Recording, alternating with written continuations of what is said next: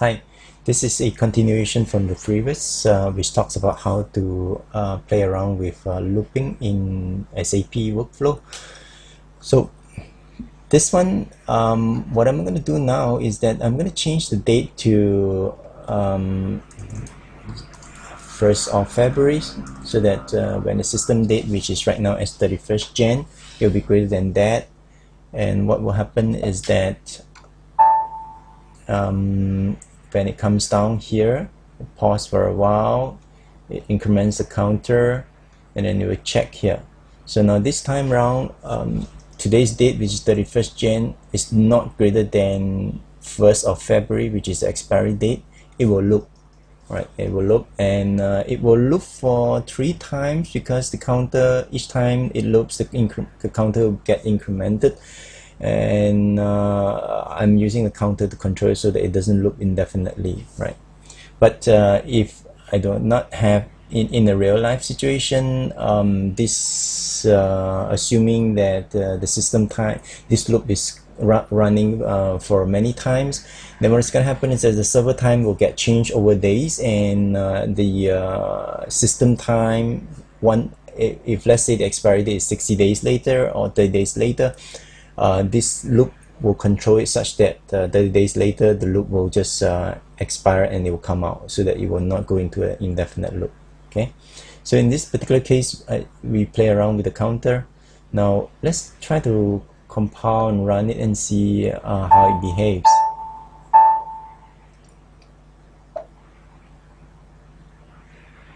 Right, so again, let's check in the business workplace. I don't have any remnants of work item which is sitting there, which will confuse me. So I come back here, it's clean, and now I start execute it. And let's look at the workflow.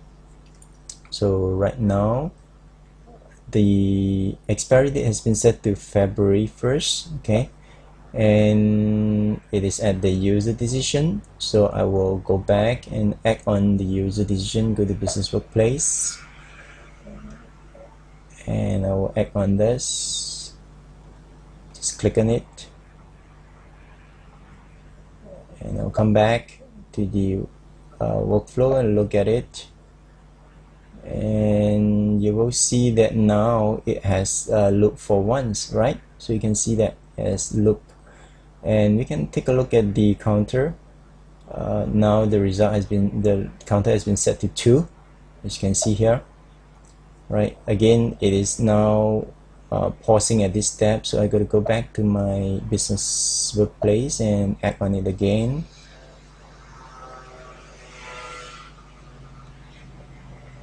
So this is second time, remember this is the second time, and now I'm going to go back and again examine the workflow, and now it's on the third round. So you can see that the counter, now it asks me what is the looping counter I should be looking at. So this is second time I look at, and the result is 3.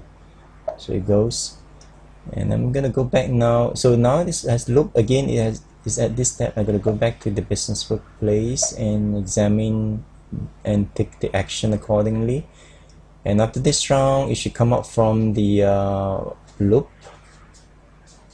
Go back, examine the workflow, and yes, it has come out. So the workflow is completed, right? And this has become true, right? So I'm going to look at the third time, and yes, it's become true, right? So now if you look at the second time when it loops, and it's still false. See that, right? So this is how a loop can be used to control your looping together with the container operations. Now in case you're wondering how you can create container, a counter container, for example, let's have a look at the small let's examine this counter a little bit. I have an initial value of 1. All right, this is you can set initial value for it, but more importantly is how do you define the type. So in this particular case, I'm defining the type as like this, and there are several ways you can define it. So one of the ways is, for example, you can do a search and search for data elements. And under the information system, you can specify on the short description, kind of like search for some kind of counters you can use. Increase your maximum hits to get more options. And what happens is that SCP will go in and search for all the in the repository information system all the data elements that you can possibly use, and you can find one that is probably close enough that you think you can use it. So pick something that you think logically you can use, and in this particular case I have just chosen one of them.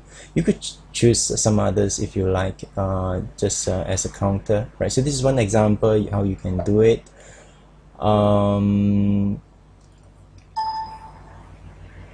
There's another way you can also do this, in the sense that you can choose data elements and information systems, and this time around under a data type, you know that you want some kind of an integer or something, then you can try to choose this. And for example, this one that says counter amount field or something like that, so you can choose this, and you can do a search and make sure you increase your hit to a large enough number so that you get more options to choose from.